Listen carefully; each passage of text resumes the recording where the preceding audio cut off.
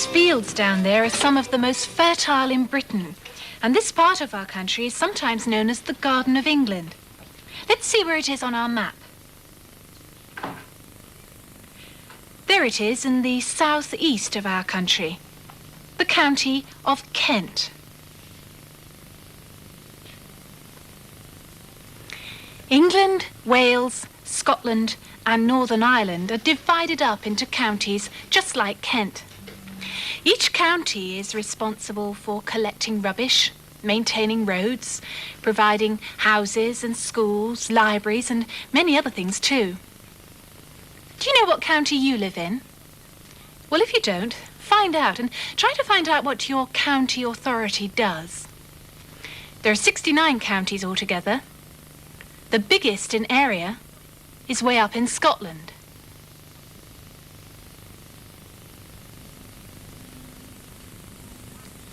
Northern Ireland has 6 counties. Wales has 9. And the furthest south is Cornwall.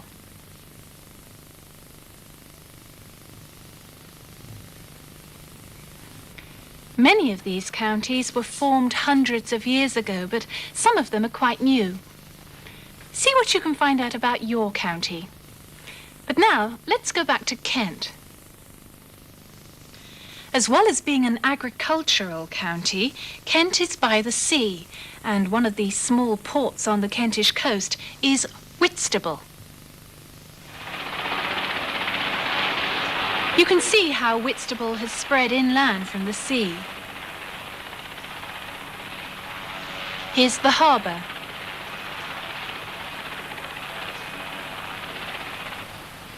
And here are the peaceful streets of a small town. But living by the sea isn't always peaceful. Only a few years ago, winter storms flooded the town, causing great damage.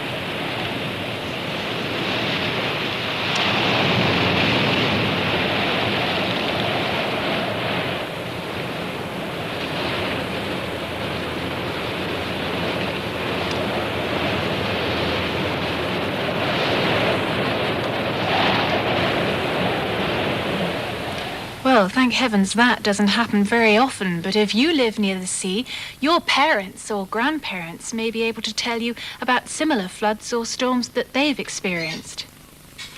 Well, like many seaside towns, Whitstable is also a fishing port. But in addition to catching ordinary fish, the fishermen at Whitstable catch something for which Whitstable is famous. These are Whitstable oysters. Now, oysters are shellfish which live in the shallow waters around the coastline, and Whitstable has been famous for its oysters since the time of the Romans. Now, oysters have an upper and a lower shell, and when you pull them apart, you can see the oyster inside. Some people eat these raw, but they can be cooked with bacon or perhaps put into a soup. Well, once upon a time, oysters were very plentiful and cheap. In fact, they were known as poor man's food.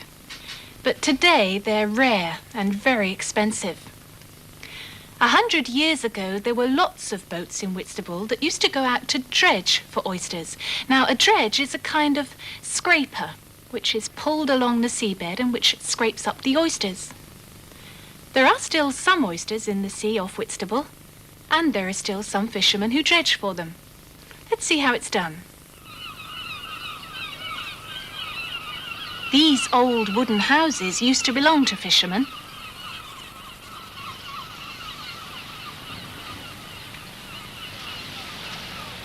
As you can see, they were very near the water.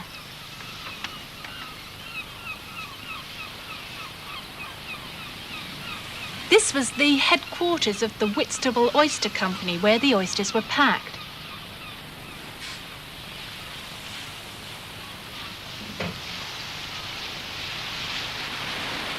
And here's the slipway where the fishermen pulled their boats out of the sea.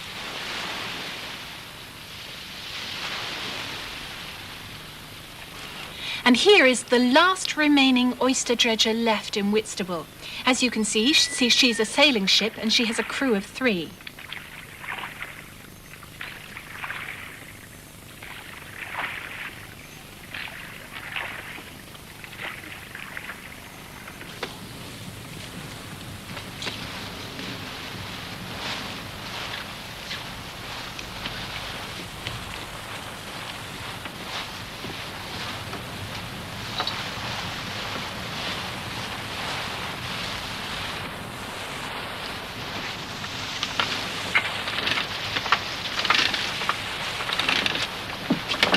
There's a lot of work to do before she's ready for sea, but eventually she'll be off.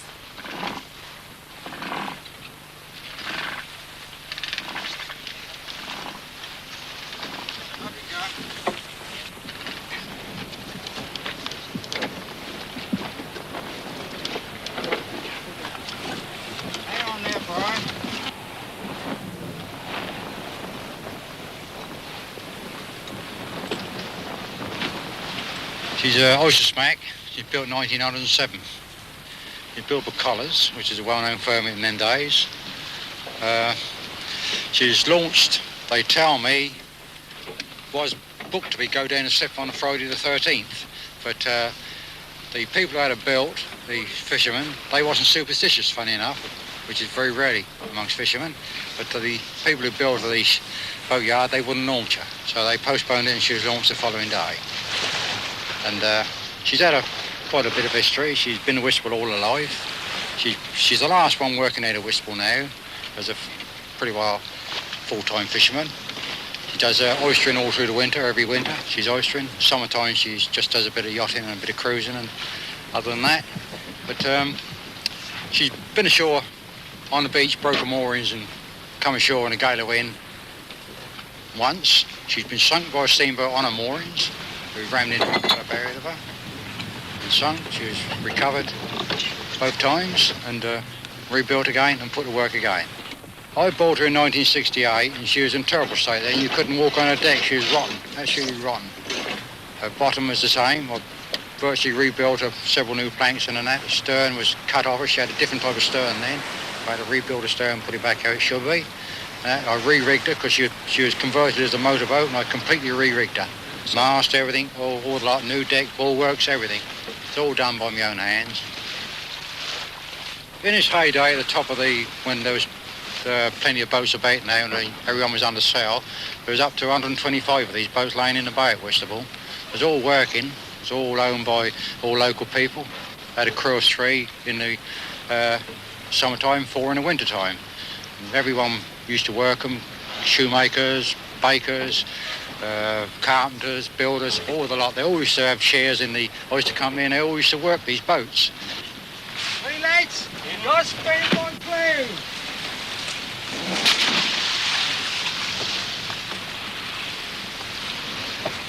Well, oyster fishing is a funny old job today. There's not enough stuff about to catch. The oysters are not prolific as what they was in years ago. You can get a bit of a living in winter time at it. Everything's in your favour then, winter time. Everything comes right then. The oysters come to the top of the ground, they come out of the soil, and then you can start catching them then. You get the weather's more settled, everything is in your favour then, and you've got then till Christmas to make the most of it, what you can catch. You get your days after Christmas, your odd days, if the winter's kind, it's not a hard winter, but if the winter sets in cold and the winds come easterly, they seem to roll the grain flat, as the local term is. They just it rolls everything flat and the grain goes hard and you can't get the oysters out of the ground.